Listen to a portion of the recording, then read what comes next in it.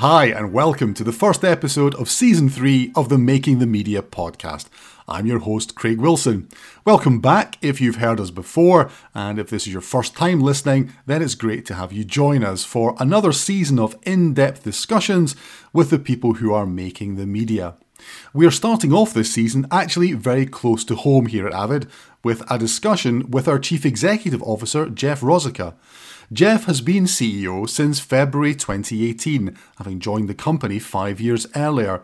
He has more than 30 years' experience in broadcast, media and entertainment technology, which includes a variety of senior leadership roles across the industry.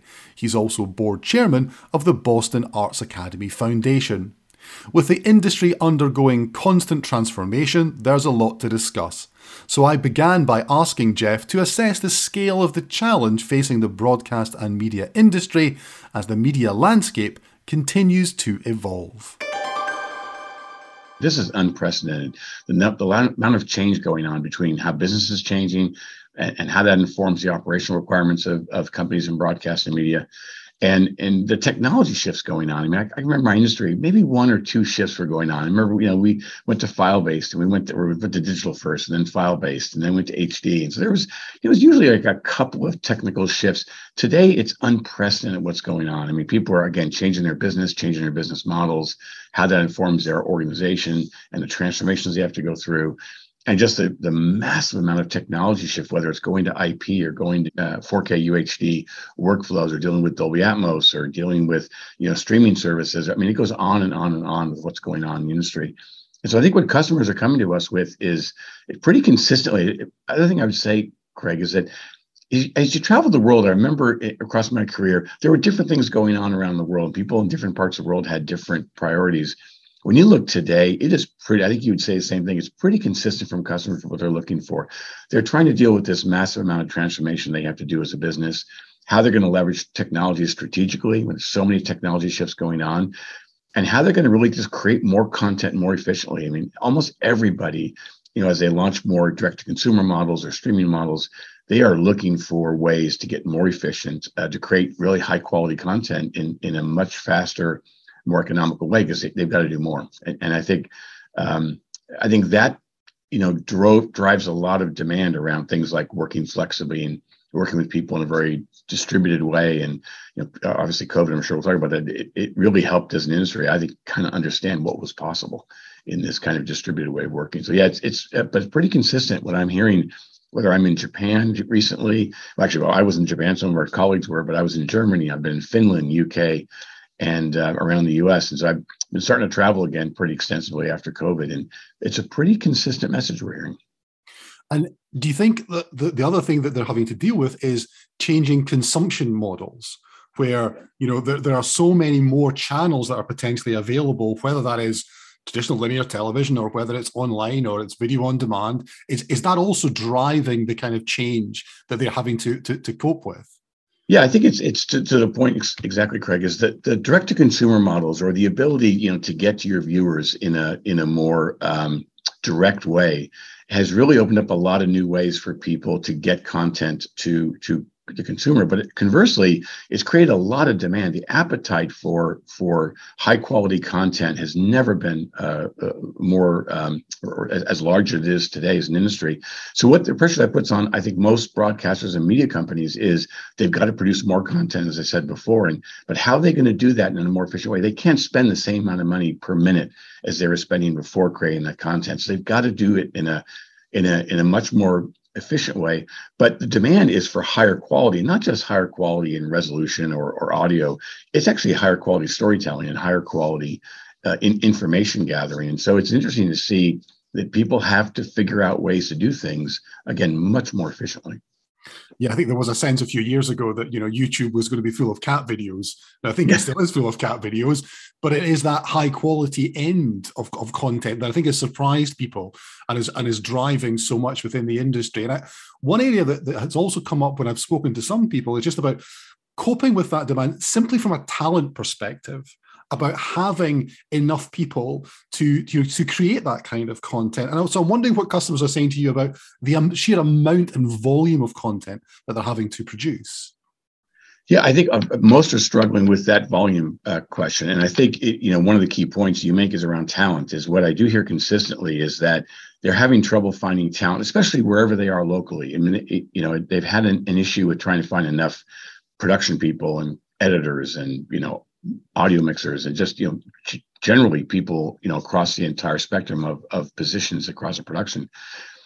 And I think that we were facing that problem before, COVID came. I think COVID was a disastrous situation for the world, but one thing it did teach our industry is you really have to figure out a way to work collaboratively in a distributed way, because obviously COVID forced people to work remotely. But what it also did is I think it made people realize, I can work with people somewhere else in another corner of the globe or another part of the region of the country I'm in. And I think what people have seen is that, this kind of, gig economy, which has been expanding over the years, and the ability to really, get to workers, whether they're freelance or whether they're employees, get to people wherever they are and get more talent to help them produce content, that has helped. I would say, though, that that's still going to be a problem long term. In near term, I think it's good that people who want to be in this industry can get a job and work probably with almost anybody around the world, because there's so much as possible remotely. But we are going to run out of talent. I really have to say, from my perspective, when I look at the forecasts of how much content is going to continue to be produced, the increase in production that's going to happen over the next 3 to 5 years, and you look at the amount of talent coming into our industry, no matter what the role is, we're really, I think, going to have I think the shortage we have in talent today is only going to get exponentially worse in the coming years. So I think from a technology company perspective, we have to help figure out ways to be able to leverage the talent much more efficiently. How do we get any member of the talent to be able to get more done? And so whatever we can do to make more efficient workflows, to automate processes, to do anything we can. And a lot of people talk about AI, and they talk about how AI can potentially remove jobs. I don't think that's the case at all. I think it really is how to get more mundane tasks off the plates of creative people or production people. And how do we do that in a way that can give people a lot more possibility to leverage their talent? Because there's going to be a tightening of talent in the future. I think it's one prediction I'll make that I feel pretty strongly about. Is it also the case that because of the sort of distribution of talent, that another huge challenge people face is actually around change management? It's actually about trying to organize themselves. So it's not just the technology, it is about how do you create team? How do you create that sense of working together when people are apart? Is that something you feel people are wrestling with as well?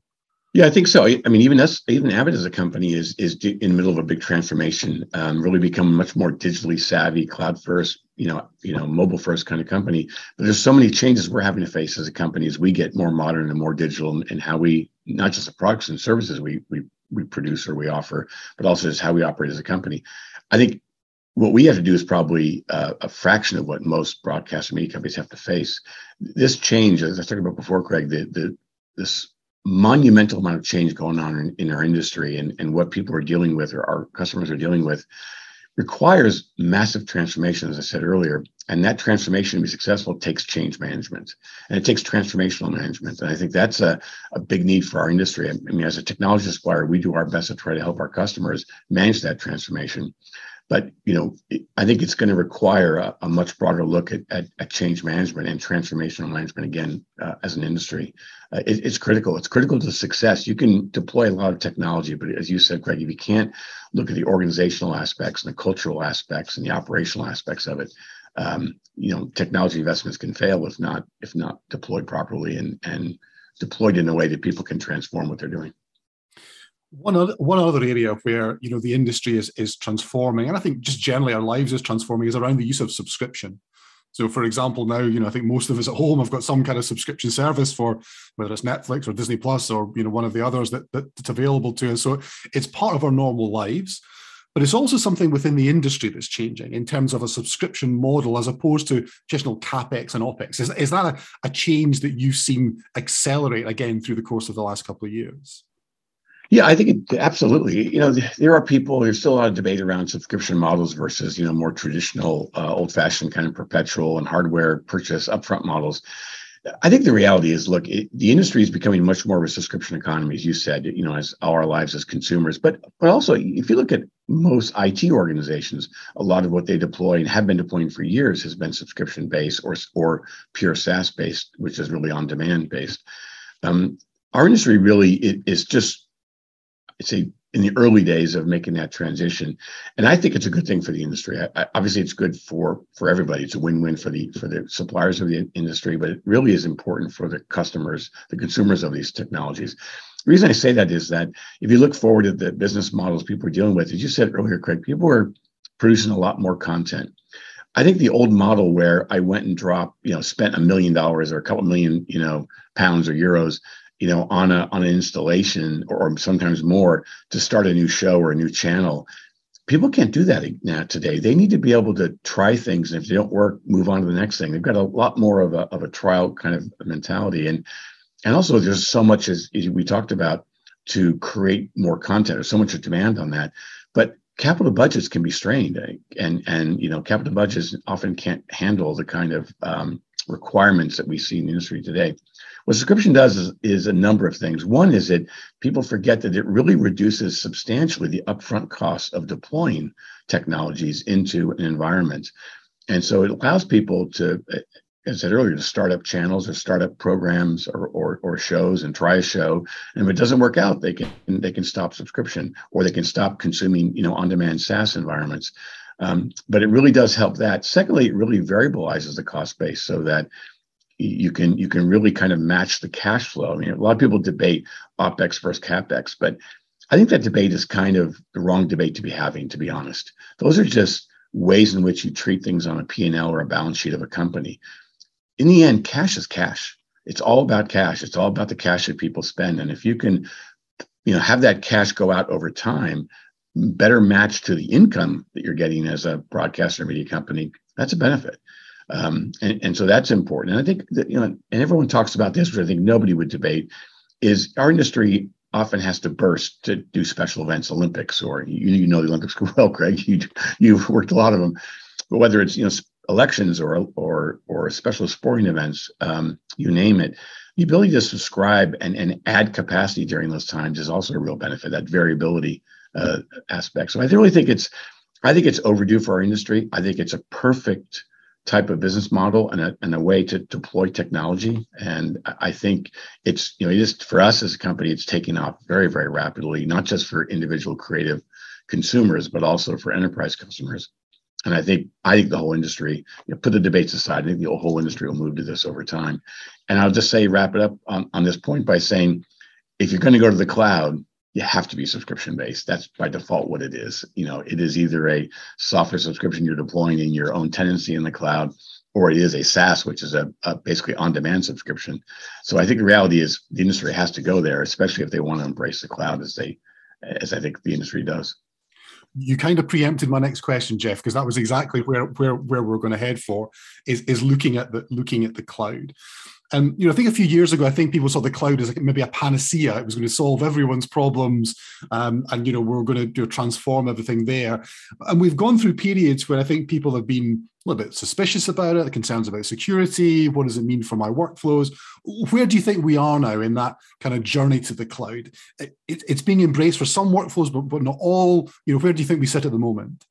Well, I think it feels like in the last 2-3 years, the whole debate around security and trusting it, I think that's been resolved. I think people really do understand that these environments, while they're not perfect, they are way more capable from a scalability and from a security standpoint than any broadcast media company can do in their own back room or in their own plant infrastructure. I think it's now just the normal transition you would see, where people are looking at economics and looking at workflows and looking at really how to best fit their business requirements with the cloud. I think everybody realizes they're going to have to leverage the cloud in some way. They do today. It's probably not a company in the world that doesn't leverage cloud in some part of its infrastructure. So I think we're just in that transition mode, and I think people are starting to really realize the benefits of what cloud can bring people. Look, it's just a technology. I mean, everyone talks about it being a panacea. It's just a unique way to deploy technology that gives a lot more flexibility for people, but also gives the ability to scale differently, to go global in a much more efficient way, to enable, remote workflows or distributed teams to collaborate. I mean, there's so many things it does. There is a cost element for sure, and people are always checking the economic model of moving a given workload or workflow to the cloud. But it also is an enabling technology that enables things that, again, if we want to really, as an industry, go to much more of a distributed team, virtualized environment, cloud is whether that's a cloud in your back room, a private cloud, or whether that is a public cloud, cloud technologies are crucial to realize. I think the strategic direction that our industry needs to take as a whole. I think another question that it kind of prompts is that if you simply want to continue what you're doing today, but do it in the cloud, you're probably not going to realize the benefits that can actually come from that. I guess it goes back to that transformational question about, what is it you really want to do to take advantage of it? And then getting a picture of actually what that TCO is, really understanding the economics of it compared to what you're doing perhaps on-prem. Yeah, I think, look, what people have to remember, I say this all the time to customers, and it's interesting how many haven't really thought this through completely, but I'll say it here, it may be obvious to some customers that maybe listen or industry people listening to this podcast. But when you outsource your infrastructure to a cloud provider, a hyperscale provider like Microsoft Azure, AWS, or Google, or pick your provider, you are outsourcing everything. You're outsourcing not just the storage or the CPUs or infrastructure. You are outsourcing the racks, the power, the air conditioning, the building, the people, the security infrastructure. It's all being outsourced in that environment. If you're not going to be really moving those costs to that provider, if you're still going to keep the buildings you have and all the real estate footprint you have, if you're going to keep all the people and keep all of the infrastructure that you have, you're not going to save money. I mean, it's going to be expensive in that comparison. But I think if you look at a real TCO, where you are transforming, as you said, Craig, and you're really moving that off into another provider, it does give a real good TCO, economic benefit in the long run. And it really, I think, aligns to what most media companies really want to get to is, what is their core competency? Media companies and broadcasters, I would argue, their job is content, and everything else is just a must-have. I mean, you need the technical infrastructure to do this, right? You need people, you need a lot of things, but their job is to tell stories, whether that's entertaining people or informing people or educating people or just enlightening people. That's their job. And so I think they have to think about what their core competency is. Is it building technology infrastructure, or is their core competency really just creating content? And think about maybe some of the infrastructure should be, put off into the cloud. I'm not saying every workflow or every workload makes sense in the cloud right now today. It will over time, but I think we're in that mode where people need to analyze their transformation plans and where do they see their 3 and 5 year plan for a company, and build a plan to get there over time, because I think it will be commonplace 5 years from now. Yeah, I still think a lot of places are going to look at a hybrid model. We've still got studio infrastructure, but we do some things in the cloud, and that's part of the journey, I guess, to get there. What I wanted to ask now really was about innovation within the industry, because if you are going to transform, then innovation is kind of critically important as well. What do you think are the key areas where innovation can help that kind of transformation? Well, I think as an industry, we have to be a little careful. Again, being on the technology side my whole career, seeing how much is going on in the industry, it can put a lot of demands, not just on an Avid, but on every supplier across our industry, in a lot of innovation required across the board. And I think as an industry, we probably have to, now's a really important time to be really well aligned with what do we need this year? What do we need next year? What do we need 3 years out? If we go in too many directions at once in the industry, I think we'll slow ourselves down. I think, having these discussions and constant dialogue, something we're doing very often with, the ACA, or the Avid Community Association. We just, Craig, we were both in London at a recent event, and having that dialogue with customers is so important, because we've got to keep our innovation plans aligned to the real priorities. Because again, you can end up innovating in 50 different ways right now as an industry, and it just slows you down, or it gets you defocused. I think when we look at it as a company, I think what we look at is, again, back to the core message we talked about at the beginning of the podcast, is people are looking to do more with less, or do more with the same amount. And so they've got to get more efficient. They've got to look for new ways to get jobs done. They've got to look for new ways for teams to collaborate. They've got to look for ways for people to work in more flexible ways? How do they get workflows more efficient? And so or how we can innovate in how we virtualize teams, how teams can work in a distributed way, how we can handle the more complex workflows, but in more efficient ways. I think how we leverage AI and ML techniques to meet all that. I think that's where the key innovation is needed as an industry. And then I would say how people think about storage, or how, where am I going to put my metadata, or where am I going to store my content, whether it's raw or whether it's finished. I think that whole paradigm is shifting drastically, and I think people are going to be thinking about data with a big D, and how do they capture all the data they need to drive their business, and whether that's content, whether that's metadata, whether that's other types of data. But how do you manage that in a distributed world? And it's going to get more complex. If managing data, whether again from audio and video content to metadata, managing that in today's environment is already difficult. I think if you look forward with distributed teams, it only gets more complex. And so how are we going to do that in a simpler way when it's actually getting more complex and making it easier for the users? And how do I find the content I need, or how do I find the data I need to make a decision? That's crucially important around innovation in our industry. Obviously, when it comes to a technology company as we are, part of what we have to do to try to innovate, I guess, is to experiment, is to try new things. So there's two elements to that. One is, how important is it that we experiment? And the other thing is, how actually important is it that at times we fail and then learn from that? Yeah, you have to fail. If you're not failing, you're not innovating, or you're not innovating fast enough. I mean, you can innovate and not fail, but you have to worry that you're not either innovating enough or innovating fast enough to fail.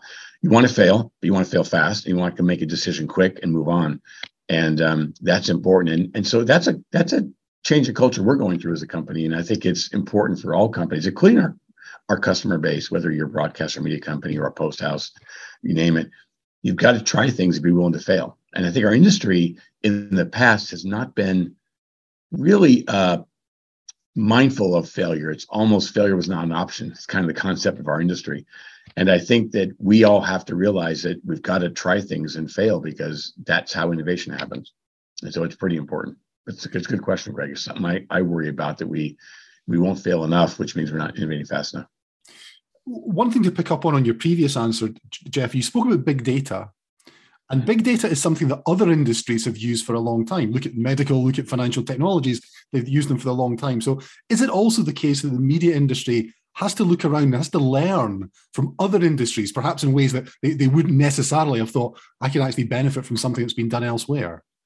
Yeah, I think we do. But I think we're a unique industry. And I think that we're not just dealing with data about a certain thing, or like your customer or your, I mean, that's important, obviously, but there's so much data we have as an industry, from how content was created, information about that content, information about everything that feeds to that content. It doesn't matter whether you're in news or sports or entertainment. Data is so important.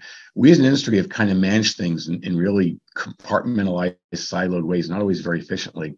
That has to change, I think, because data is so important, especially in new business models, to drive how people make decisions, how they inform their engagement with their consumer or their viewer. So I think it's going to be important that we do that. And that, again, only gets more complex in the distributed world where everything is not, let's say, at the headquarters in one big monolithic storage environment. Now it can be everywhere. It can be in users' devices. It can be in a number of areas. And so how do you ensure that you can virtualize all that data and keep it connected, so that you're not using a bunch of human intervention to try to put data back together with content, or to put different elements of data together?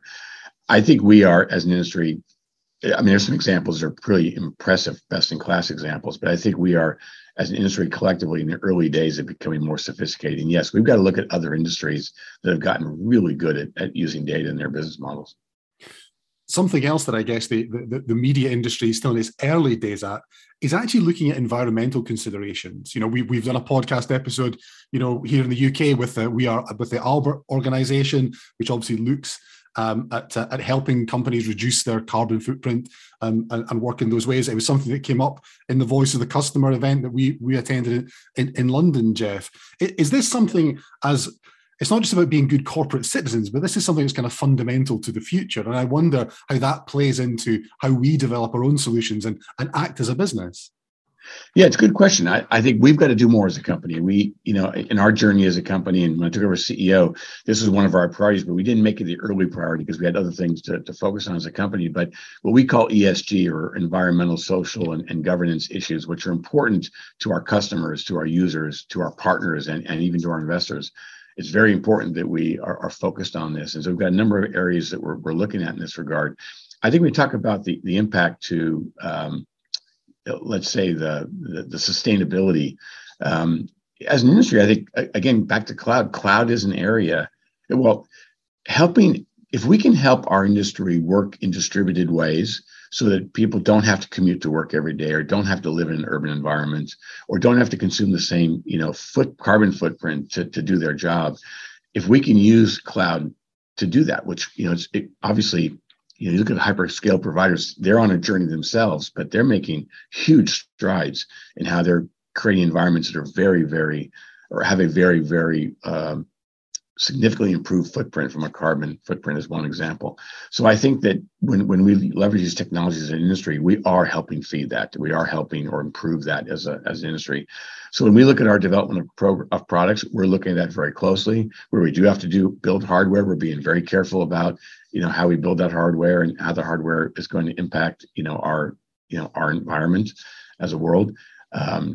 But again, I think the more we can stop shipping things around and moving things all over the place, and the less people have to travel. I mean, I think in general, there's so much as an industry that benefits we're going to be able to have and do our part. I think it's going to be important. So it's an important part of our strategy. It's got to continue to be a more important part every day going forward. And the UK is a great example of where I think the society and your culture and the industry has really been leading the way. And I think they're a good example for our whole industry to follow. So, Jeff, we've covered lots of ground there in terms of lots of different aspects that have come up in the podcast from all various discussions that we have had. If you could look forward, say 6 months or a year, what do you think are going to be the big changes between where we are today and where we get to in about a year's time? I don't think there's going to be. I wouldn't say any big changes are ahead, Craig. I think that I would say that we're going to make a lot of movement towards this kind of future state that we as an industry, I think, see it. And when I talk to most customers and users around the world, they all see kind of that future state of a very virtualized, world for how they work and how teams are going to work very distributed around the world, and kind of how their workflows are looking at, creating content in a digital first, kind of environment. I think that's going to, I think we're going to see over the next 6 or 12 months is just progress. It's just, I think, pretty solid progress. If you and I talk a year from now, though we talk all the time, but I think if we talked on this podcast a year from now, hopefully what I'm going to tell you is that we've made great strides as a company delivering on some of the solutions that we intend to deliver to help these very issues I talked about. But also, I think we're going to see our customers have made a lot of progress towards their transformation plans. And I think we'll have a lot more examples in the industry of successful transformation 6 months or a year from now. So Jeff, I know you listen to the podcast because you talked to me about it. So there is one final question that I do ask everyone on the podcast. So what is it, if anything, that keeps you up at night? Yeah, I've heard it a lot, but it's funny. I've heard this podcast, didn't even think about the fact you're going to ask me that question. I think that probably what keeps me up at night is just worrying about how we as a company are going to meet the needs of the industry to innovate and innovate fast. I mean, that's really, it's thinking about, where do we take the company? Where's the most important place that Avid can help the industry, solve the problems they're facing? And I'm always thinking about, are we doing the right thing? Are we prioritizing things in the right way? And I think that's the most important thing that I think about that keeps me up at night. And I think, again, there's so much we have to, not just we Avid, we as technology suppliers, as an industry, have so much to do to help our customers and users meet the needs and demands of today. Hopefully, all my counterparts are thinking about that when they fall asleep at night. Thanks to Jeff for joining us on the podcast. Now, don't forget, there's always a full transcript of the podcast available on our episode page online on the Avid website. And if you want to find out more about some of the things which we discuss with Jeff, then why not check out the show notes? There you can discover links to a recent webinar which demonstrated how distributed teams can work together, and also an article with the CTO of American broadcaster Sinclair discussing their use of the cloud. Don't forget, you can check out all our previous episodes from seasons 1 and 2 on your podcast platform of choice. We're available in lots of places. And subscribe to get notified when new episodes are out. You can always contact us with feedback. On email, we are makingthemedia@avid.com, and on social, I'm CraigAW1969 on both Twitter and Instagram. Thanks to our producer Matt Diggs, thanks to you for listening, and stay subscribed for more episodes coming soon with those making the media.